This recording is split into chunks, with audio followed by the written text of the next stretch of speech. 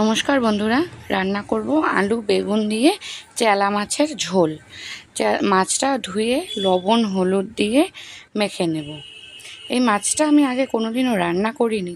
যখন বাজার থেকে নিয়ে এলো আমি বুঝতেই পারছিলাম না কী করব। তখন আমি আমার মাকে জিজ্ঞেস করলাম যে কী করে রান্না করব। তখন আমার মাই বলে দিল এই রেসিপিটি। তো দেখে নেন আমার মায়ের রেসিপিটি। তো মাছটা লবণ হলুদ দিয়ে মেখে কড়াতে তেল গরম করে আমি লাল লাল করে মাছগুলো ভেজে নিয়েছি। এরপরে ভেজে নিলাম কয়েকটি বেগুনটা নামিয়ে নিয়ে দিয়ে দিলাম কাঁচা লঙ্কা ফোড়ন। এরপরে দিয়ে দিয়েছি টমেটো, কোচানো পেঁয়াজ, কাঁচা লঙ্কা চেরা। পেঁয়াজটা ভেজে নিয়েছি। এরপরে দিয়ে দিলাম আলু, মাঝারি সাইজের আমি 2টো আলু দিয়েছি। আলুটাও লাল করে ভেজে নিয়েছি। এরপরে দিয়ে দিব লবণ হলুদ। লবণটা যে